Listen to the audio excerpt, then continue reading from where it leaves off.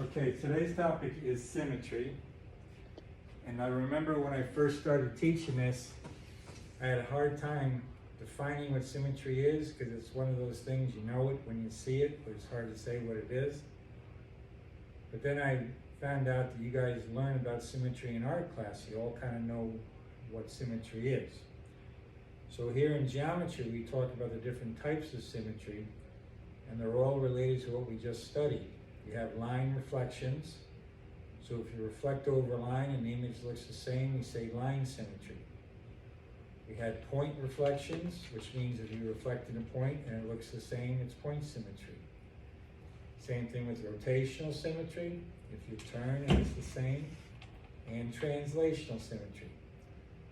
So we're going to have all those different types of symmetry.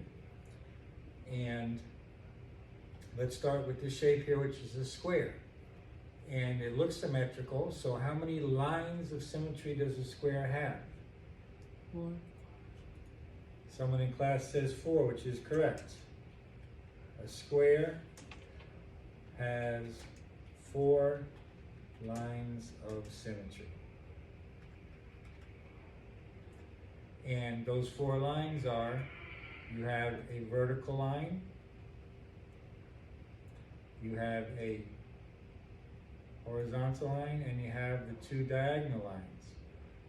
One way to also do this is if you draw a square and then you folded it on any of these 2 lines, those 2, the other sides would all match up exactly. You can hold it up to the light and you can see they're touching. So there's 4 lines of symmetry. Now, the square also has point symmetry, because if you recall, the way I said I check for point symmetry is I take the shape and I turn it upside down. So if we take this and turn it upside down, it looks the same. So a square does have point symmetry. And the other type of symmetry is rotational symmetry. And a square also has rotational symmetry, which you can see by,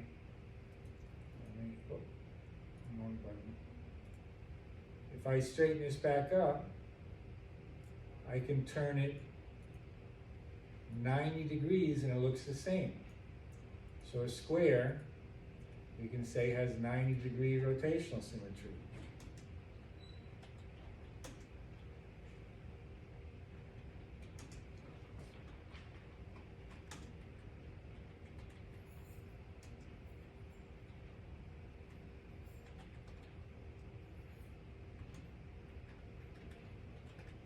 So that is kind of the questions we ask, is like how many lines of symmetry does it have, and what is the degrees in the rotational symmetry, and if it has point symmetry or not. So let's look at some more shapes. Rectangle, does it have line symmetry? Yes. How many lines of symmetry? A rectangle only has 2, the horizontal and vertical, 2 lines of symmetry. If I tried to draw a diagonal line and then fold it up, this corner here would not match with this corner there, so it only has 2. Does a square have rotational symmetry? Yes. I mean, a rectangle, does it have rotational symmetry? Yes, because if I take this and turn it upside down, it looks just like it was originally. So yes to point symmetry. Now, if it has point symmetry, that means it has rotational 180. Those 2 are equivalent. Rotating 180 and point symmetry are the same. But it doesn't have anything else. It doesn't have any other type of symmetry. Let's look at this isosceles triangle. Does it have line symmetry? Yes. How many lines of symmetry? 1 line of symmetry. Just a line down the middle. 1 line of symmetry for that isosceles triangle. Does it have rotational symmetry? No. No. And right, turn it upside down. Does it look the same? No. And that's also how you check for point symmetry. It does not have any point symmetry. So this only has one symmetry, it's line symmetry, and it's only one line. So those of you who are good at art usually like this topic and are good at this topic. Now here's a shape that's not math, but it's just like the isosceles triangle, because what kind of symmetry does it have? Just one vertical line of symmetry. It does not have point, does not have rotation, and only has one line, and that's the vertical line. If we draw that vertical line down the middle, it's the same on each side. Now look at another shape. Let's look at this star for a second. Let me kind of center it more. How many lines of symmetry does this star have? Anyone want to say? One.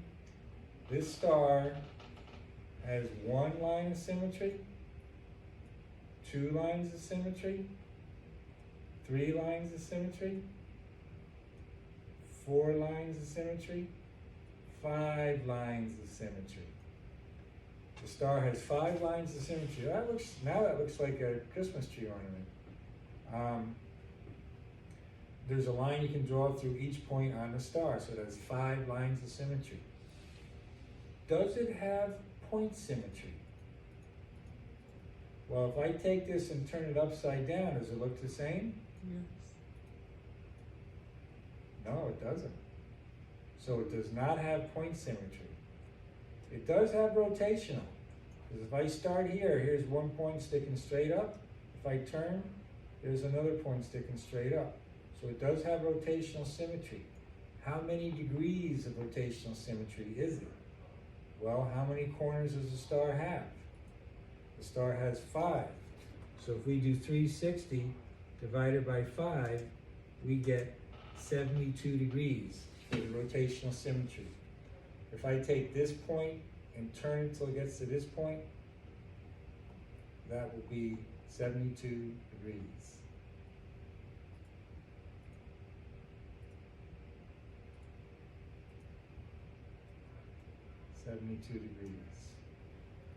Okay? Now, let's go back to something that's mathematical. And this is a pentagon. And this pentagon, even though it's a different shape than that 5-point star, has the exact same kinds of symmetry. It has 5 lines, one line through each point, just like the star did. And it does not have rotational symmetry, because if I take this take this pentagon and turn it upside down, it doesn't look the same, does it? Now, it also has rotational symmetry. So how far do I have to turn it from here to there? Well, it's the same as the 5-pointed star. 360 divided by 5 is 72 degrees. So this pentagon is the same as that star. 5 lines, no point, 72 degrees. All right. Hexagon. How many lines? Well, 5 sides had 5, so 6 sides, is it going to have 6? Yes.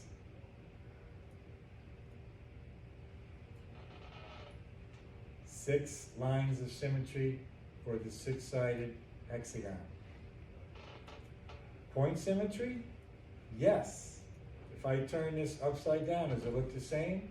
Yes, it does. See? Now, what about rotation? How far do I have to turn it from here to here so it looks the same? Well, there are 1, 2, 3, 4, 5, 6 corners. 360 divided by 6 is 60 degrees. It has 60-degree rotational symmetry. 7-sided figure. Well, it has 7 lines of symmetry. Does it have point symmetry? No. If I turn it upside down, it'll have a point on the bottom and a flat thing on top. It does have rotational symmetry. How far can I turn it? Well, it doesn't come out even, but whatever 360 divided by 7 is how many degrees? It's 50 something, something, point something. It turns out for an even number, it does have point, odd numbers it doesn't. Because here is your stop sign, an octagon. If you're going to take your road test, you might want to know that this is a stop sign. It has 8 sides, it has 8 lines of symmetry. It's an even number. If I turn it upside down, it's going to look the same. Yes, it does have point symmetry. And how many degrees do I have to turn it to make it be the same? 360 divided by 8 is 45 degrees. Now let's look at some exceptions. A circle. Is the circle symmetric? Yes. Well, what kind of symmetry? Well, really every kind of symmetry. How many lines of symmetry does it have?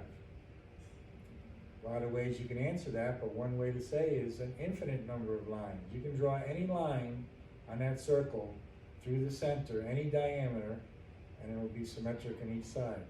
What about rotational? Well, any degree. No matter how much you turn it, a lot or a little, it's still going to be a circle. And if I turn it upside down, is it still a circle? Yes. So the circle has a lot of symmetry. Now look at this parallelogram. It looks symmetrical, doesn't it? But what kind of symmetry does it actually have?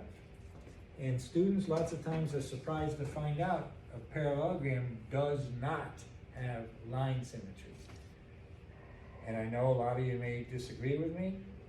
And if you were in class, we would draw a parallelogram and I would say, well, show me how you can fold it so it matches itself, so it lines up right with itself, and it can't be done. It does not have line symmetry. But it looks symmetrical, but the kind of symmetry it has is point symmetry. Because if I turn this upside down, you see it's still the same. Notice this parallelogram has the upper right corner sticking out. Rotate it 180, it still has that upper right corner sticking out. Let's look at a couple lines of symmetry. I can flip it. If I go left to right, that's a vertical line of symmetry. Now notice the upper right corner sticking out. Now it's the upper left corner. Let's flip it back. Let's do an up-down, which would be a horizontal line. Upper right, now lower right. So it actually does not have line symmetry. Now the last kind of symmetry we're going to talk about is translational symmetry. And translational symmetry shows up a lot in patterns. For example, patterns on fabric, or sometimes in art or in architecture. And if you go to Google and just Google patterns, all kinds of things show up. And here's an example of something that has translational symmetry. If I were to take, remember translation slides on the plane? If I were to take any piece of that and I could slide it over and I could match it to another piece. Another really good example of translational symmetry is clothing. Let's take a look at the shirt I'm wearing today. And this shirt has, let me get closer so you can see the patterns. This shirt has translational symmetry. If I were to cut out a square patch, I could slide that to any other spot and it would match because of the translational symmetry. So lots of times in clothing you see translational symmetry. So what you have to do on your assignment is say yes or no, does something have symmetry? What kind of symmetry does it have? If it has lines, how many lines? If it has rotations, how many degrees? And I'll be posting that later today. And I will stop presenting now and let me stop my video.